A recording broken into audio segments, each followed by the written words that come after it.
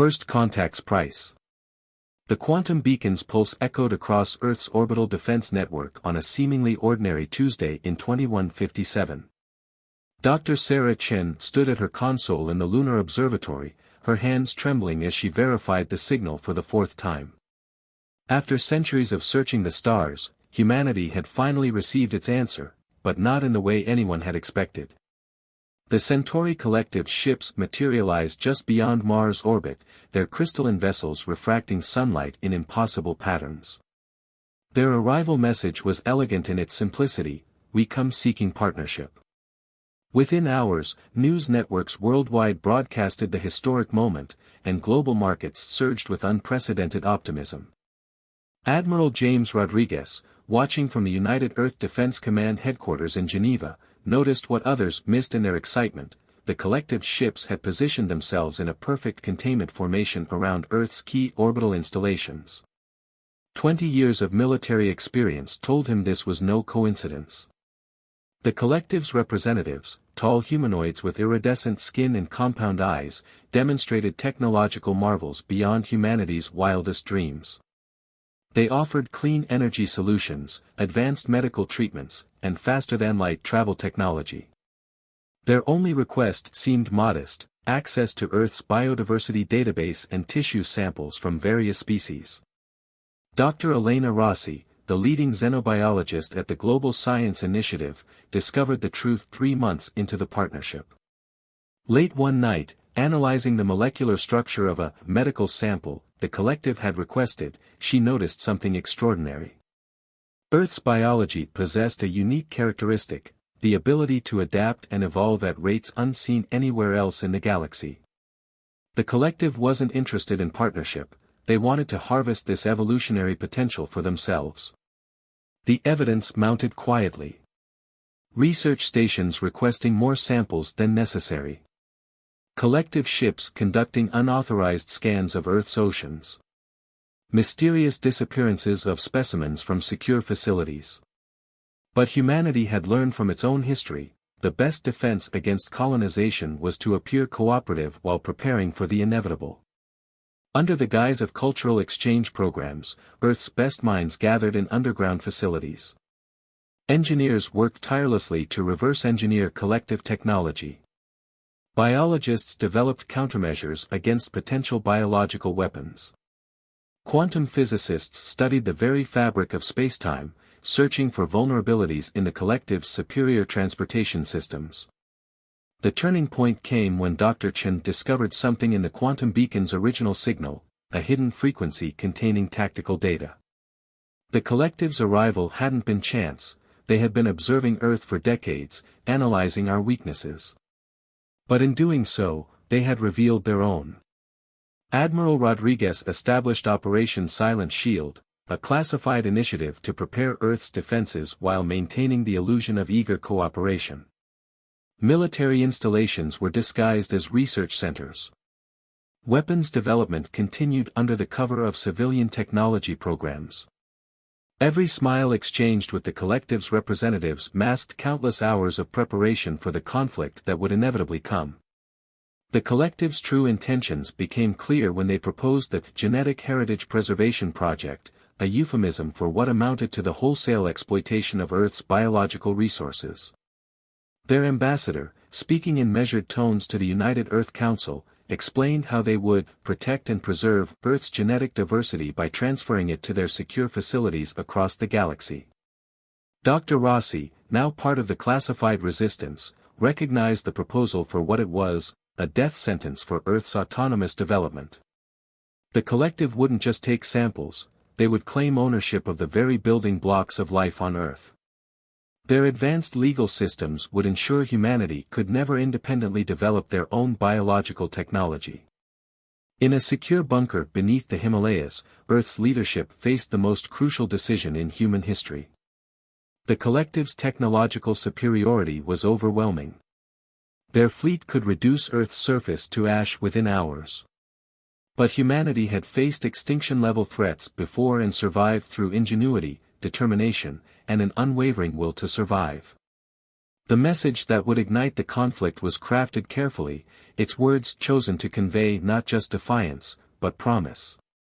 As Admiral Rodriguez transmitted humanity's response to the collective's ultimatum, he knew he was lighting the fuse of a war that would reshape the galaxy. You chose war by assuming we would submit. Now, witness what humanity does best, survive and thrive against all odds.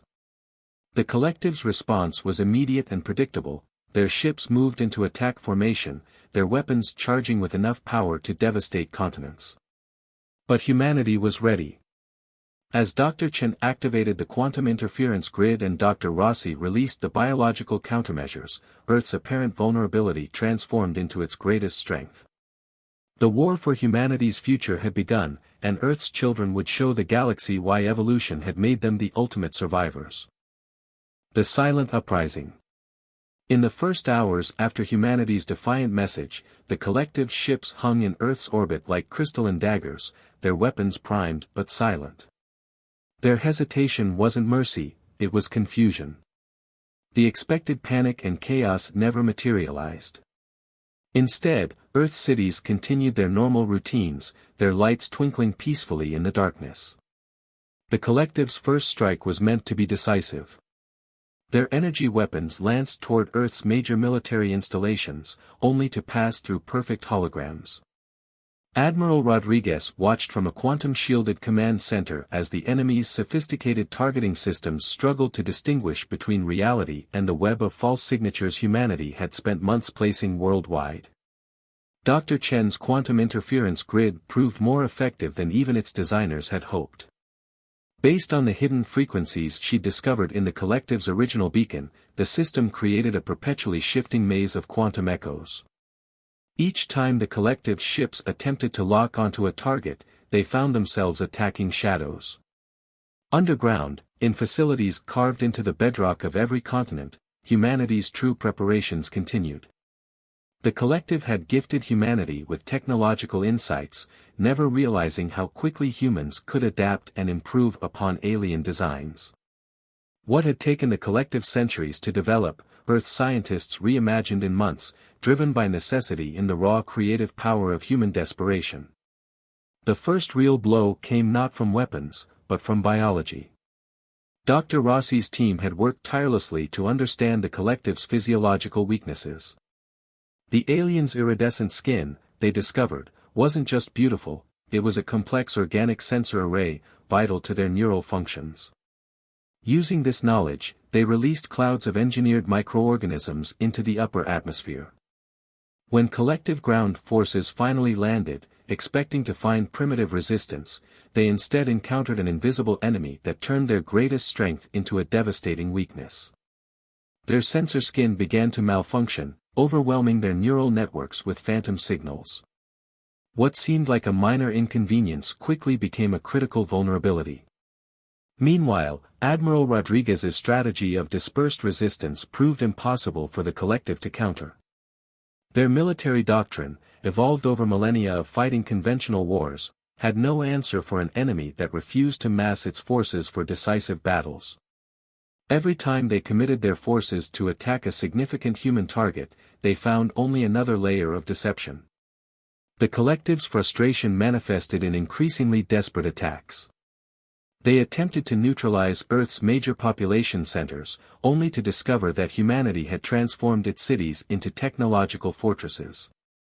Shield generators, reverse-engineered and improved from collective designs, protected civilian areas. More importantly, each failed attack provided human engineers with precious data about collective weapons systems. Dr. Chen's breakthrough came 3 weeks into the conflict.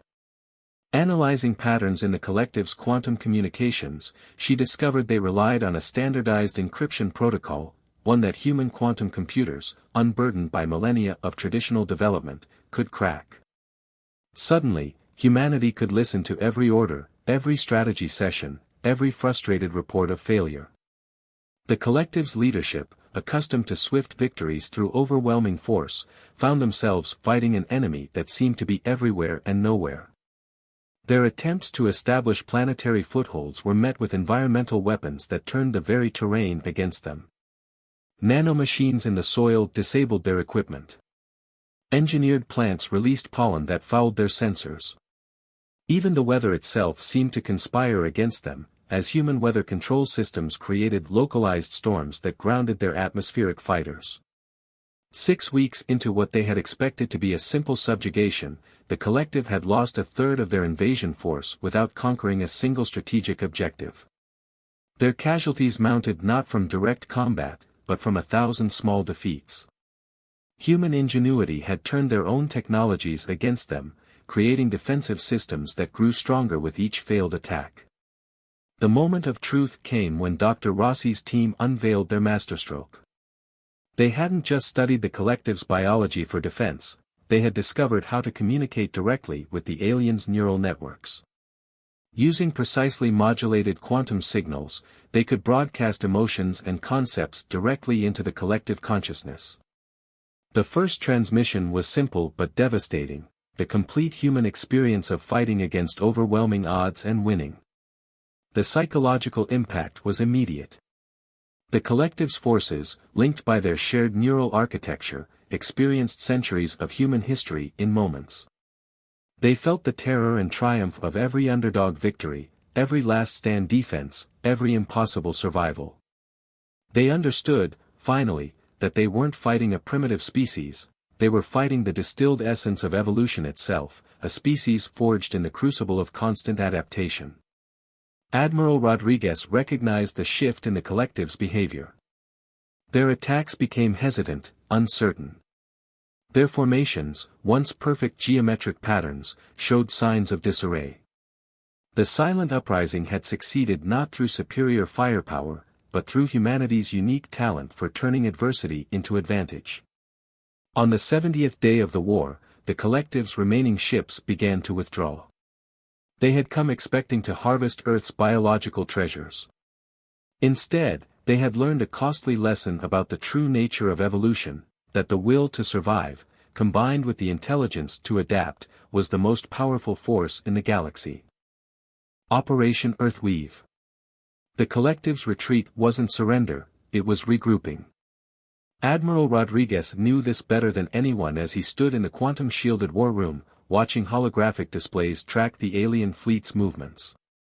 They had withdrawn beyond Mars' orbit, but their ships had arranged themselves in a formation that human analysts recognized from ancient Earth military doctrine, a noose, waiting to tighten. Dr. Chen's quantum monitoring systems detected massive energy buildups within the collective fleet. They were preparing something big, likely a weapon that could overwhelm Earth's newly established defenses through sheer power. But humanity had anticipated this. Operation Earthweave, the product of 3 months of intensive preparation, was ready to launch. The operation's true genius lay in its simplicity. While the collective thought they were forcing humanity to concentrate on defensive measures, Earth scientists had been weaving an invisible web throughout the solar system. Millions of quantum-linked microsatellites, each no larger than a coin, had been scattered through space under the cover of debris from previous battles. Dr. Rossi's contribution to the operation proved crucial. Her team had developed a way to use Earth's unique biological patterns, the very thing the collective had coveted, as a template for quantum field manipulation. The microsatellites weren't just sensors, they were nodes in a vast, artificial nervous system that mimicked life itself. The first phase of Operation Earthweave began quietly. The microsatellites activated in sequence, creating a cascading network of quantum fields that interacted with the fabric of spacetime itself. The collective sensors registered nothing at first, the fields operated on principles their technology wasn't designed to detect. Admiral Rodriguez gave the order to initiate Phase 2 just as the collective launched their massive assault. Their ships accelerated toward Earth, weapons charging with enough power to pierce the planet's strongest shields. But as they entered the web of quantum fields, something unprecedented occurred. The fields, modeled on Earth's evolutionary patterns, began to adapt and respond to the collective's technology in real time. Their energy weapons, instead of firing in coherent beams, dispersed harmlessly into space. Their faster-than-light drives stuttered and failed, leaving their ships bound by conventional physics. Dr. Chen's monitoring stations recorded everything, feeding data back into the quantum network. Each collective countermeasure was met with an immediate adaptation in the field structure. The web was learning, evolving, becoming more effective with each passing moment, just as life on Earth had done for billions of years. The collective commanders, their neural networks linked in desperate consultation, realized too late the true nature of their predicament. They weren't just fighting against human technology, they were trapped within an artificial ecosystem that operated according to Earth's evolutionary principles. Their attempts to fight back only provided more data for the system to adapt to. What followed wasn't a battle in any traditional sense. The quantum web tightened around the collective fleet, not to destroy but to contain and control. Ships that tried to escape found themselves trapped in recursive spacetime loops. Weapons fire was absorbed and redirected, sometimes returning to its source as harmless light shows. Dr. Rossi's team introduced the final element of the operation, a quantum signal that replicated the most fundamental aspects of Earth's biosphere, its endless capacity for change, adaptation, and survival. This signal, transmitted through the web of microsatellites, began to influence the crystalline structure of the collective's ships themselves. The effect was beautiful and terrifying. The once perfect geometric forms of the alien vessels started to exhibit organic patterns. Their neural networks, designed to operate in rigid hierarchies, experienced the chaos and creativity of natural evolution. Some ships transformed into entirely new configurations, their crews experiencing for the first time the exhilarating uncertainty of true adaptation. Admiral Rodriguez watched as the collective fleet, once a unified force of overwhelming power, dissolved into a chaotic array of individual vessels, each responding differently to the quantum evolutionary field. Some ships attempted to flee, while others seemed to embrace the transformation, their crystalline structures flowing into forms that merged collective and Earth-inspired technology. The operation's success exceeded all expectations. Not only had humanity neutralized the collective's military threat, but they had also demonstrated a completely new paradigm of space warfare. There was no massive destruction, no devastating casualties, just the irresistible power of evolutionary principles applied on a cosmic scale. As the quantum web continued its work, Dr. Chen detected something unexpected. Some of the collective ships were attempting to communicate, not with threats or demands, but with expressions of fascination. They had come to harvest Earth's biological secrets, but instead had become part of an experiment that demonstrated why those secrets were beyond mere harvesting. The war room erupted in celebration, but Admiral Rodriguez remained focused on the holographic displays. He knew that Operation Earthweave hadn't just won a battle, it had fundamentally changed the relationship between humanity and the collective. They had proved that Earth's greatest resource wasn't its biological materials, but the principles of evolution itself, wielded by a species that understood its power through billions of years of experience. The paradigm shift. The aftermath of Operation Earthweave created ripples across the galaxy that no one, not even humanity's leaders, had fully anticipated. As the quantum evolutionary field continued to influence the collective ships, something unprecedented began to occur. The neural networks linking their crews started generating new patterns of thought, breaking free from millennia of rigid hierarchical thinking. Dr. Chen was the first to notice the change. The quantum communications emanating from the collective fleet had transformed from structured military protocols into something far more organic. Through their forced evolution, the collective was experiencing something they had forgotten over their long history of technological advancement: the power of chaos and adaptation. Admiral Rodriguez received the first direct communication from the collective Supreme Command, but it wasn't a message of surrender or threat. Instead, it was a request for dialogue, transmitted with a complexity of emotion that their previous communications had never shown. The collective had discovered that their greatest fear, the unpredictability of natural evolution, was also their greatest opportunity for growth. The meeting was arranged in neutral space, aboard a station hastily constructed at the Earth-Moon Lagrange point. Dr. Rossi led the human delegation, her expertise in both biology and the collective's neural architecture making her the perfect bridge between species. The collective representatives who arrived were visibly changed, their iridescent skin displaying patterns that shifted and flowed like living art. What followed was not a peace negotiation in any traditional sense. Instead, it became a profound exchange of perspectives. The collective shared their history, how they had achieved technological perfection at the cost of evolutionary stagnation. Their society had become like their crystalline ships, beautiful, powerful, but ultimately unchanging. Humanity, in turn, shared their story of constant adaptation, of surviving countless near extinctions through innovation and change. Dr. Rossi's team presented evidence of how Earth's biosphere had overcome multiple mass extinctions, each time emerging more diverse and resilient.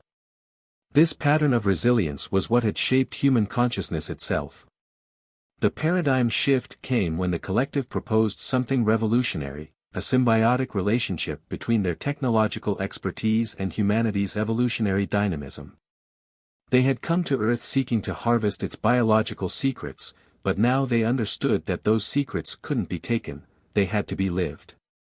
Dr. Chen's quantum monitoring systems recorded the changes spreading through the collective fleet. Ships that had been affected by the evolutionary field were developing new capabilities, their crystalline structures incorporating organic principles in ways that defied conventional physics. More importantly, their crews were developing new forms of consciousness, blending the collective's unified mind with individual creativity. Admiral Rodriguez watched as military tensions dissolved into scientific cooperation. The collective's weapons, once pointed at Earth, were being repurposed into tools for exploring the potential of quantum biological integration. Their threat of invasion had transformed into an eager participation in a grand experiment of species cooperation. The implications spread far beyond Earth and the collective. Other galactic civilizations, monitoring the conflict from afar, witnessed a transformation that challenged their fundamental assumptions about power and progress. The ability to adapt and evolve wasn't just a biological curiosity, it was the key to advancement itself. Humanity's universities and research centers were soon filled with collective scientists, eager to understand how Earth's life forms had maintained their evolutionary potential despite achieving high intelligence. In return, they shared technologies that humanity could never have developed alone, but now had the wisdom to use responsibly. The greatest change was philosophical. The collective, which had seen evolution as a primitive phase to be transcended, now recognized it as a constant process necessary for true advancement. Their society began to incorporate principles of controlled chaos and individual variation, leading to an explosion of creativity that rivaled their technological achievements. Dr. Rossi's team documented the emergence of new forms of consciousness within the collective, as their neural networks adapted to accommodate both unity and diversity. The rigid hierarchy that had defined their civilization for millennia was being replaced by a more organic structure, one that could grow and change while maintaining its essential coherence. As the transformation continued, Earth became not just a member of the galactic community but a living laboratory for a new kind of civilization. The quantum evolutionary field that had been created as a weapon became a tool for guided development, helping species transcend their limitations while preserving their essential nature. Admiral Rodriguez, standing in the same war room where he had once prepared for humanity's extinction, now coordinated joint human collective missions of exploration. The combined fleet, incorporating both crystalline perfection and organic adaptation, represented something entirely new in the galaxy, a synthesis of order and chaos, technology and biology, unity in diversity. Legacy of Terra. A decade after Operation Earthweave, Earth's night sky had transformed. The crystalline organic hybrid ships of the new Human Collective Alliance created constellations that shifted and flowed like schools of bioluminescent fish. But the true transformation lay not in the technology above, but in the legacy that humanity had created throughout the galaxy. Dr. Chen, now leading the Quantum Evolution Institute, had watched her original defensive grid evolve into something far greater. The principles behind Operation Earthweave had spawned an entirely new field of science, evolutionary engineering. Worlds that had been locked in technological stasis for millennia were learning to embrace controlled change as a path to advancement. Admiral Rodriguez, his hair now gray but his eyes still sharp, spent more time teaching than commanding.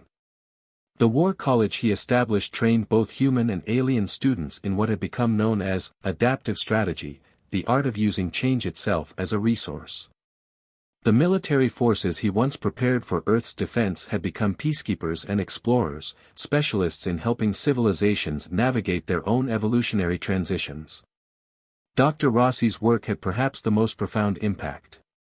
The integration of biological principles with advanced technology had revolutionized everything from medicine to space travel. Ships were no longer merely vessels but living entities that grew and adapted with their crews.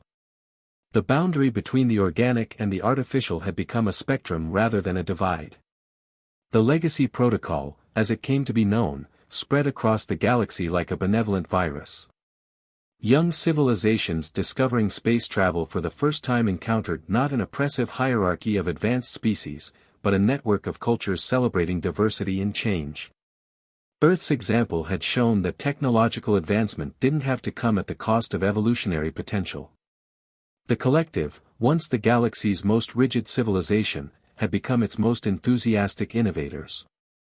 Their crystalline cities now grew like coral reefs, each structure unique yet part of a greater whole. Their neural networks had evolved into something new, a consciousness that could be both unified and individual, ordered and chaotic, unchanging and ever-evolving. Perhaps the most significant change was in how species viewed themselves and their place in the cosmos. The fear of change that had driven so many civilizations to seek stasis had been replaced by an understanding that adaptation was not just a phase of development but a constant state of being. Earth's paradigm of continuous evolution had become a blueprint for cosmic civilization. New threats still emerged from the darkness between stars, but they were met not with weapons but with offers of transformation. The human collective alliance had learned that the most powerful force in the universe was not the ability to destroy but the capacity to adapt and grow.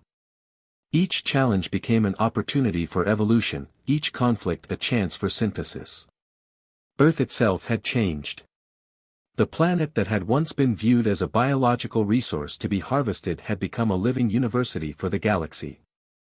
Species from across the cosmos sent their brightest minds to study not just Earth's biodiversity but the principles that had created it. The planet's biosphere was now recognized as a blueprint for universal resilience. As Dr. Chen stood in her quantum observatory, watching the dance of hybrid ships above, she reflected on how far humanity had come. They had faced extinction and emerged not just survivors but teachers, showing the galaxy that true power lay not in perfection but in the endless capacity for change. The message that had started the war, "You chose war, now witness our power," had transformed into something far more profound, witness the power of evolution itself. Admiral Rodriguez, in his final address to the Alliance Fleet Academy, summed up humanity's legacy: "We did not win a war, we started a revolution. Not with weapons or violence, but with the most fundamental force in the universe, the power to adapt, to change, to become more than we are." That is the legacy of Terra. Dr. Rossi's last research paper, published as she prepared to journey to the galaxy's core with a hybrid research fleet, became the most transmitted document in known space. Its title was simple: The Terra Principle, Why Evolution Never Ends. Its message was carried to thousands of worlds, inspiring countless civilizations to embrace their own potential for change. The stars themselves seemed different now, their light reaching Earth through a network of quantum biological relays that made the galaxy feel alive and connected. Humanity had given the cosmos something it didn't know it needed, not just technology or knowledge, but a way of being that celebrated the very chaos that had once been feared. The legacy of Terra was not in its weapons or its defenses, but in showing the galaxy that true strength lies not in resisting change, but in embracing it. In the end, humanity's greatest victory was not in winning a war, but in transforming it into an evolution that would continue as long as there were stars to reach and changes to embrace.